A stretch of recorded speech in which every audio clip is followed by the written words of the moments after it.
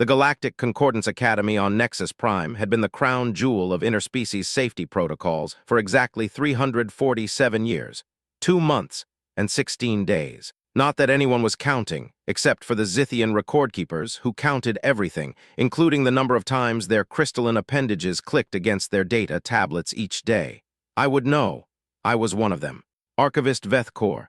File reference, Incident 847SC. Classification, previously restricted. Status, now declassified because the truth has a way of outliving bureaucracy. Here's what I found. The Academy's safety record was impressive, mainly because most galactic species considered a paper cut a medical emergency. A stubbed toe was grounds for immediate evacuation to the nearest medical facility. This obsession with safety had produced training protocols so thoroughly sanitized, they made a sterile laboratory look like a back alley surgery. The simulation chambers were equipped with enough failsafes to protect a newborn Fluarian, which was saying something since newborn Fluarians were essentially sentient cotton balls with anxiety disorders. Energy weapons were calibrated to deliver what the manual cheerfully called pedagogically instructive discomfort, equivalent to being poked with a slightly warm stick. Into this environment of weaponized bubble wrapping had stumbled Sienna Croft, the first and only human to enroll in the Academy's officer training program. The bureaucrats had filed her species under moderate risk, classification after a 30-second review that apparently consisted of someone looking at human anatomy charts and noting that humans had only one heart. Any species with such limited redundancy, they reasoned, couldn't possibly be dangerous. The irony was not lost on the more observant faculty members, who had noticed that Sienna treated their most challenging obstacle courses like casual morning jogs, and their advanced combat simulations like interactive entertainment. But the Academy ran on protocols, and protocols stated that all species were to be treated according to their official classification.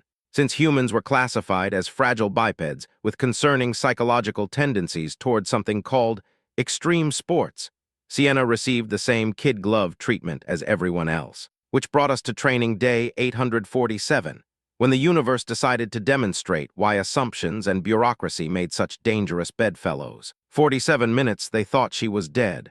That's the number that keeps me up at night, even now. 47 minutes of drafting apologies to the Terran Federation. 47 minutes of legal departments preparing surrender documents. 47 minutes of 3 separate committees planning to relocate the entire Academy to another galaxy entirely. Meanwhile, on the chamber floor, Sienna Croft's body was doing something else. But I'm getting ahead of myself. Training day 847 started typically enough. The pre-dawn artificial atmosphere cycle hummed through the ventilation systems. 17 different species breathing apparatus, environmental suits, and anxiety management devices added their own mechanical whispers to the background noise. Instructor Vexi stood at the front of the simulation chamber, his mandibles clicking in what passed for enthusiasm among his arthropoid species. The sound was rhythmic, almost hypnotic, like someone tapping a pen against a desk, if the pen were made of chitin and the desk were the speaker's own jaw structure. Today, cadets, we practice emergency response protocols, Vexi announced. His translator gave his clicking speech a tone of manufactured excitement that no one believed. The simulation chamber has been configured for Level 2 scenarios. Level 2 scenarios were what humans might call mildly inconvenient. They involved simulated structural collapse, fake atmospheric breaches, and holographic enemies that fired training rounds calibrated to cause the galactic equivalent of a light bruise. For most species, this represented the absolute pinnacle of survivable danger. The cadets filed into the chamber in their usual formation. Zephlon led the group, his crystalline body catching the artificial light and scattering it into fragments. He moved with the careful deliberation of someone whose skeleton was essentially decorative glass. One wrong step, and he'd be picking up pieces of himself for a week. Tala followed close behind, her full environmental suit humming with humidity regulation and water salinity balance systems. She joined the Academy despite her species requiring liquid immersion every 20 hours. The suit gave her 40. She made it work by never sleeping longer than 3 hours at a time. Brox brought up the rear, his dense muscular build making the deck plates flex slightly with each footfall. By galactic standards, his species was considered tough. They bruised instead of cutting, and their bones took twice the force to fracture. Brox treated his body like a priceless antique that might shatter if handled roughly. And at the back of the formation, wearing standard-issue training gear that fit her like a tent, stood Cadet Sienna Croft. Sienna touched the dog tags under her uniform, a habit she'd never broken. Her fingers found the worn titanium alloy, the serial number TC8847 stamped into the metal, the faint dent from a kinetic impact during her third deployment. 8 years, 3 combat deployments. The tags had been through worse than training accidents. She suppressed the expression her classmates had learned to recognize as trying not to laugh. She discovered early that expressing amusement at the Academy's training regimen caused widespread panic among both students and faculty, who interpreted human laughter as a sign of either impending psychological breakdown or predatory behavior. Neither interpretation was entirely wrong, but that wasn't the point. The simulation chamber itself was a marvel of over-engineering, equipped with enough failsafes to prevent any conceivable harm to its occupants. Environmental controls that maintained perfect atmospheric conditions for 17 different species simultaneously. Medical sensors that monitored everything from heart rate to digestive efficiency. The walls were lined with impact-absorbing materials that could cushion a collision with all the gentleness of a parent catching a falling child. Vexy's mandibles clicked a final time. Begin. The lights dimmed. Holographic enemies flickered into existence, blocky, slow-moving targets with cheerful colors and what appeared to be smile indicators on their display faces. They moved with all the menacing threat of automated dance instructors. Training weapons were distributed. Each cadet received a standard-issue energy pistol, calibrated to fire bursts that caused mild warmth and a light tingling sensation, approximately as dangerous as static electricity from a synthetic sweater. Sienna took her weapon, checked the safety, and holstered it with practiced efficiency. The other cadets held theirs like the devices might bite. For the first 20 minutes of the exercise, everything proceeded according to the carefully scripted scenario. Cadets dove behind cover that had been specially designed to be comfortable, even for species with external respiratory organs. They returned fire with weapons that couldn't harm a soap bubble. Holographic explosions created sound and light effects, while carefully avoiding any actual concussive force that might startle the more sensitive students. Sienna participated with the resigned patience of someone playing along with a children's game. She took cover when appropriate. She fired her training weapon at targets that obligingly fell over with theatrical death animations. She moved with economy and precision, never wasting motion, never hurrying. But she wasn't paying attention. Not really. She was thinking about breakfast, about the protein bar she'd eaten 3 hours ago, and how the Academy's version tasted like cardboard soaked in artificial strawberry flavoring. About the letter she'd received from her former commanding officer last week, asking if she was settling in okay to civilian life. She was thinking about how strange it was to be surrounded by beings who had never been hunted, never been hungry, never been cold in a way that threatened survival. And then the simulation changed. Later, the investigation would reveal a comedy of errors so perfectly orchestrated it seemed almost intentional. A maintenance technician mislabeled a supply shipment. A computer virus corrupted the weapon calibration protocols. A clerical error classified the day's exercise as maximum stress evaluation rather than routine training. These individual mistakes, each harmless on its own, combined with the precision of a perfectly executed catastrophe. The first sign came when the holographic enemies suddenly began moving with considerably more purpose. Instead of the usual choreographed dance of simulated combat, they began employing actual tactical maneuvers. Flanking, cover fire, target prioritization, the kind of movements you'd expect from trained soldiers not training dummies. Cadet Zeflon, who had been expecting another 5 minutes of gentle lightshare warfare, found himself diving behind cover as energy blasts that seemed substantially more energetic than usual scorched the air where his crystalline head had been moments before. What, he said, was that? The second sign came when the training weapons began firing rounds that were definitely not calibrated for pedagogical comfort. Cadet Tala's suit registered an impact that made her stumble. Her environmental suit speaker system emitted a sound like someone blowing bubbles underwater, which was, apparently, her species' equivalent of a yelp. That stung, she said. That actually stung. Brox took a hit to his shoulder and grunted. Bruise, he said. That's going to bruise. Sienna's expression changed. Not fear, recognition. The third sign confirmed the situation had moved beyond minor equipment malfunction into actual emergency territory. The simulation chamber's safety protocols. designed to prevent any possibility of genuine harm, began malfunctioning in ways that suggested someone had fed them through a logic scrambler and then asked a committee of paranoid philosophers to interpret the results. Emergency barriers that should have provided additional protection instead began sealing off escape routes. Environmental controls started fluctuating between extremes that would have been uncomfortable for any of the represented species. And the weapon systems that were supposed to be delivering harmless training rounds began firing projectiles that were absolutely, unmistakably, and very inconveniently real. "Everyone down," Sienna said. Her voice cut through the chaos with the flat authority of someone who had given that order before. "In combat, for real."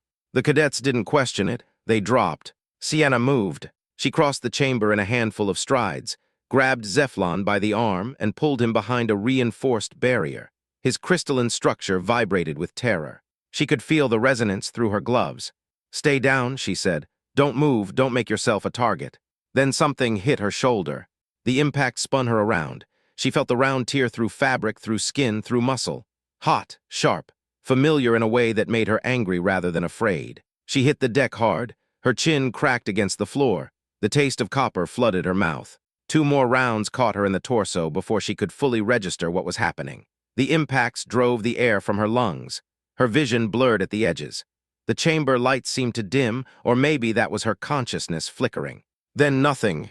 The sudden silence that fell over the simulation chamber had the quality of a held breath. The holographic enemies, their programming apparently satisfied that sufficient lethality had been achieved, simply vanished. The malfunctioning weapon systems powered down with the electronic equivalent of satisfied size. Even the flickering environmental controls seemed to pause, as if waiting to see what would happen next. What happened next was that Instructor Vexi began making a sound, his species typically reserved for announcing the death of close relatives. His mandibles clicked in rapid panic sequences. His breathing apparatus worked overtime to supply oxygen to his suddenly overactive nervous system.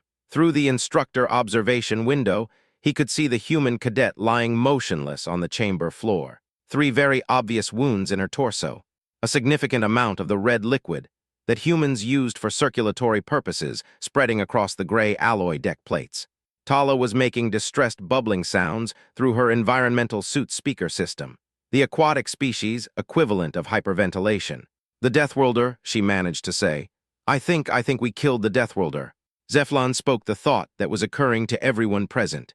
"When the human government finds out we killed one of their people during a training exercise, they're going to turn this entire sector into a debris field." This was a reasonable concern. Human diplomatic responses to the injury of their citizens had become the stuff of galactic legend, trade sanctions that could strangle entire economies. What humans cheerfully called protective military interventions, that left formerly troublesome planets speaking human common and serving Earth-style coffee. The death of a human cadet due to Academy negligence would likely result in consequences that made supernovas look like minor lighting adjustments. The emergency protocols that engaged next were a masterpiece of panic-driven bureaucracy. Blast doors sealed the chamber, trapping everyone inside while simultaneously preventing anyone from contaminating what was now officially a crime scene. Medical teams were dispatched with equipment calibrated for 17 different species, none of which were human. Security forces locked down the entire academy. Legal departments began drafting what they hoped would be adequately apologetic surrender documents. And somewhere in the administrative wing, a clerk finally pulled the human application file from a dusty archive. The document included detailed warnings, phrases like creative problem solving under pressure and tendency toward aggressive problem resolution when threatened. The application had politely suggested that human military training emphasized survival under extreme conditions, and that this might affect how human candidates responded to academy protocols. These warnings had been filed away unread, because the bureaucrats had assumed that any species capable of interstellar travel must have evolved past the need for primitive solutions like manual force applied to engineering problems, and refusing to die when medical science said death was appropriate. The clerk made a note in the file, a small notation that would later be cited in the review board's final report. "Note to future classification committees," she wrote. "Read the whole application next time." On the chamber floor, Sienna Croft's body did what human bodies had been doing for millennia when faced with trauma. It assessed damage. 3 wounds, Shoulder, through and through, missed the subclavian artery by centimeters. Torso, first impact, lodged in the seventh rib, which had cracked but not broken. Torso, second impact, penetrated abdominal muscle, nicked the edge of her liver, stopped against her spine. All survivable, all inconvenient, all well within the parameters of things a human body can walk off if necessary. Her cardiovascular system, which galactic medical science would later describe as containing 3 major circulatory redundancies that should be biologically impossible in a bipedal species, simply rooted around the damaged tissue. Her over-engineered skeleton, which human evolution had designed for a planet where everything was actively trying to kill everything else, absorbed the impact energy without critical failure. And her accelerated healing, which other species found either miraculous or deeply disturbing depending on their philosophical perspective on the nature of biological resilience, was already beginning the process of repair. For 47 minutes, the Academy existed in a state of controlled panic. Forms were filed, reports were drafted. At least 3 separate departments began working on contingency plans for relocating the Academy to a different galaxy entirely, which was administrative hyperbole, but also not entirely unreasonable given the circumstances. And on the chamber floor, Sienna Croft's body kept doing its work. The bleeding slowed, then stopped. The wounds began to close from the inside out. Her heart rate, which had dropped to conserve oxygen and energy, began to climb back toward normal. 47 minutes. The number echoes through the incident file like a drumbeat. 47 minutes of preparation for interstellar war. 47 minutes of a bureaucracy realizing its assumptions had been catastrophically wrong. And then, at minute 48, a medical scanner on the observation deck let out a soft chime. The technician looked at the reading, blinked, looked again. "That's not possible," she said. The technician looked at the reading, blinked, looked again. "That's not possible," she said. The medical scanner's display showed vital signs, not the flat-lined remnants of a corpse. The climbing trajectory of a body that had decided not to die. Heart rate increasing. Blood pressure stabilizing. Tissue regeneration active. The technician made a sound her species used for occasions when language failed. It was somewhere between a gasp and a laugh and a sob. "Get Commander Halsk," she said. "Get everyone. And someone please tell me why our supposedly dead cadet is healing faster than our equipment can measure." On the chamber floor, Sienna Croft opened her eyes. The ceiling was gray, reinforced alloy. She'd seen ceilings like this before on ships that had taken fire on bases that had been shelled. The color was the same. The smell, too, recycled air, coolant, the faint metallic tang of emergency systems running at capacity. Her body felt like she'd been used as a punching bag by someone with poor impulse control. But a quick mental inventory suggested all critical systems were operational, and repairs were proceeding ahead of schedule. The wound in her shoulder was already beginning to close.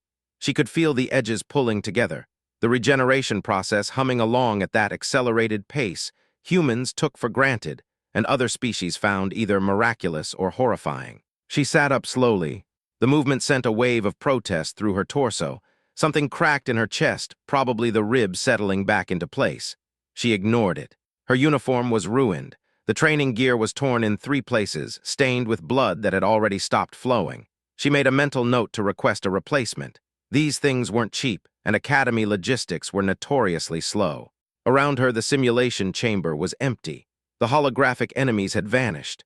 The weapons had powered down. The only sounds were the hum of environmental systems and the muffled panic coming from the observation deck, where several figures were pressed against the glass. She could see Vexi's mandibles clicking so rapidly they'd become a blur. Tala appeared to be hiding behind her own environmental suit. Zephlon had his crystalline hands pressed against the observation window as if trying to reach through. And the blast doors were sealed. Sienna walked to the nearest exit. The door was a solid slab of reinforced titanium alloy, designed to contain explosions powerful enough to damage starships. The locking mechanism was controlled by quantum-encrypted security protocols that required authorization codes from at least 3 separate command levels. According to the specifications helpfully displayed on a nearby panel, the barrier was absolutely, completely, and thoroughly impenetrable by any technology known to galactic science. Sienna put her hands on the door's surface. She could feel the stress points, the mounting hardware, the way the frame distributed force across its engineered structure. Human engineering had a long and distinguished history of dealing with obstacles through the application of controlled violence, and she had grown up in a culture that considered impossible to open more of a suggestion than an actual impediment. The door was certainly well made. The titanium alloy was properly reinforced. The locking mechanisms were elegantly over-engineered. The whole assembly was designed with the kind of attention to detail that suggested its creators had really wanted to make sure nothing got through it under any circumstances. What the door was not designed for was the application of force by someone whose muscle density was approximately 3 times galactic standard, whose skeletal structure had been optimized by evolution for a planet where everything was actively trying to kill everything else, who was currently experiencing the kind of mild irritation that humans typically resolved through direct action. Sienna gripped the emergency release handle. It was supposed to be completely non-functional during lockdown conditions. A purely ceremonial piece of hardware, included because the safety regulations required a handle, not because anyone expected it to actually work. She applied what she considered a reasonable amount of force. The handle held for approximately 2 seconds. Then the mounting hardware began to emit sounds that suggested structural distress. From the observation deck, the assembled cadets and instructors watched in fascination as their supposedly dead classmate appeared to be attempting to manually override a security system designed by the galaxy's best engineers specifically to prevent manual override under any circumstances. The first sign that something unexpected was happening came when the door's status display began showing error messages in languages that most of the observers couldn't read. The messages seemed to suggest the door was experiencing what technical manuals euphemistically called unanticipated operational parameters. The second sign came when the sound of metal under stress began echoing through the chamber, a deep groaning noise that suggested large amounts of very expensive engineering were being subjected to forces they had never been designed to handle. The third sign was when the door, its quantum-encrypted locking mechanisms intact and its titanium alloy construction uncompromised, was torn completely off its mounting hardware. Sienna set it aside. The slab of metal hit the deck with a sound like a small earthquake. She walked through the doorway. "Sorry about the mess," she said to the observation deck. The silence that followed was the kind of profound quiet that occurs when an entire group of people simultaneously realizes their understanding of the universe has been fundamentally inadequate. It was broken only by the sound of her boots on the chamber floor. "Is the exercise over?" she asked. "Or do we get to continue with the scenario?" Instructor Vexy's mandibles had stopped clicking entirely. His species reserved that particular response for moments of such profound shock that speech became temporarily impossible. The last recorded instance had been when his great-grandfather witnessed a star go nova. This felt comparable. Tala appeared to be attempting to hide inside her own environmental suit, which was a physiological impossibility but understandable under the circumstances. Zephlon was making a sound like wind chimes in a hurricane, his species' equivalent of hyperventilation. Brox was the first to speak. "The door," he said. "You tore the door off its hinges with your hands." "The handle was right there," Sienna said. Seemed like the obvious solution. That handle was not designed to be used during lockdown. Sienna shrugged. The motion pulled at her healing shoulder and she winced slightly. Worked anyway. The medical team arrived 17 minutes later. They were equipped with the most advanced trauma treatment technology available to galactic civilization, prepared for everything from crystalline structure fractures to aquatic respiratory distress to the exotic metabolic disorders that affected gas giant species. What they were not prepared for was a patient who had sustained what should have been immediately fatal injuries and was currently discussing equipment maintenance issues while her wounds visibly healed themselves. The lead medic approached with instruments designed to be as non-intrusive as possible. Her scanner, calibrated for 17 different physiological types, began displaying readings that suggested either complete equipment failure or the presence of a life form that operated on principles unknown to galactic medical science. "Your cardiovascular readings," she said slowly, studying the display with the expression of someone whose professional expertise was being personally insulted by reality. "They suggest you have at least 3 major circulatory redundancies. That shouldn't be possible in a bipedal species." "Humans are hard to kill," Sienna replied. Her tone was casual, like someone discussing the weather. "We evolved on a planet where basically everything was either trying to eat us, poison us, or crush us to death. You develop redundant systems." The medic's scanner continued to provide readings that challenged several fundamental principles of galactic biology. Your skeletal density is approximately 300% of what we would consider normal for your body mass. Your muscle fiber composition suggests strength characteristics that exceed most mechanically augmented species. She paused, apparently at a loss for words that adequately described what she was seeing. Look, I appreciate the medical attention, Sienna said, but I'm fine. Humans heal fast, especially from relatively minor injuries like this. She gestured at her torn, blood-stained uniform. What I'm more concerned about is why the training weapons were firing live rounds, and whether we're going to finish the exercise. The question of finishing the exercise was at that moment the least of the Academy's concerns. In offices throughout the facility, administrators were discovering that their carefully constructed protocols for dealing with training accidents had not anticipated the possibility of a deceased cadet walking through a sealed blast door and requesting to continue with the lesson plan. The paperwork alone was threatening to collapse several departments. The incident report required explanations for equipment failures that seemed to violate basic principles of physics. The safety review needed to account for the fact that their most secure containment system had been defeated by manual force, applied by someone who should have been in the medical wing, receiving last rites in 17 different religious traditions. Most troubling was the growing realization that the Academy's classification system for potentially dangerous species might need some fundamental revision. If humans were capable of surviving what should have been fatal injuries, and then casually demolishing security systems designed to contain military-grade explosions, perhaps filing them under moderate risk, had been an administrative error of historic proportions. The review board convened 3 days later. It was composed of representatives from 12 different species, most of whom had never personally encountered a human. All of them were trying to understand how their supposedly comprehensive safety protocols had failed so completely. The meeting began with Instructor Vexy's testimony, delivered in the clicking monotone of someone whose worldview had been fundamentally altered by recent events. The human cadet, he reported, sustained injuries that would have been immediately fatal to any other species in our classification system. She was unconscious for 47 minutes, during which time we assumed she was deceased and implemented appropriate emergency protocols. When she regained consciousness, she manually removed a blast door that had been designed to contain Starship-level explosions and inquired about continuing with the training exercise. The board members received this information with the kind of thoughtful silence that indicated each of them was trying to figure out how to explain the situation to their respective governments, without sounding like they had suffered collective psychological breakdowns.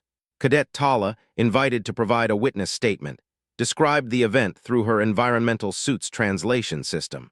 The Deathworlders' approach to the security barrier was unlike anything in our tactical databases, she said. She examined it briefly, grasped the locking mechanism, and then applied force until the door's structural integrity was compromised. The entire process took less than 3 minutes. Cadet Zeflon's testimony was even more disturbing. Her species appears to possess physical capabilities that exceed our current threat assessment parameters by several orders of magnitude, he said. If humans are classified as moderate risk, I believe our classification system may require comprehensive revision. The final recommendation of the review board was a bureaucratic masterpiece that managed to avoid admitting fundamental incompetence while acknowledging that significant changes were necessary. All humans would be reclassified from moderate risk to species of special concern, diplomatic language for we have no idea what we're dealing with, but we're pretty sure it's dangerous. Training protocols would be revised to account for species with non-standard durability characteristics. Security systems would be upgraded to handle unconventional bypass methods. Most importantly, the Academy's medical staff would receive specialized training in treating patients who might not actually be dying despite appearing to be dead by all previously accepted standards. And the door Sienna had removed during the incident. It was preserved as a training aid for Academy engineers, who used it to demonstrate the importance of accounting for variables that fell outside normal operational parameters. It became known as the human standard, a reminder that the universe was full of species whose capabilities might not fit neatly into existing classification systems. Sienna Croft was eventually allowed to complete her training program. Her exercises were conducted in specially reinforced facilities with equipment that had been recalibrated to account for human physiological parameters. Her instructors approached each session with a newfound respect for the concept of moderate durability. Her classmates maintained a respectful distance, that suggested they had developed a healthy appreciation for the destructive potential of what they had previously considered a harmless bipedal species. She graduated with honors, top of her class, the first human to complete the Galactic Concordance Academy's officer training program. The dog tags hung against her chest plate as she walked across the graduation platform. The titanium alloy caught the light. The serial number TC-8847 was still visible, despite the years of wear.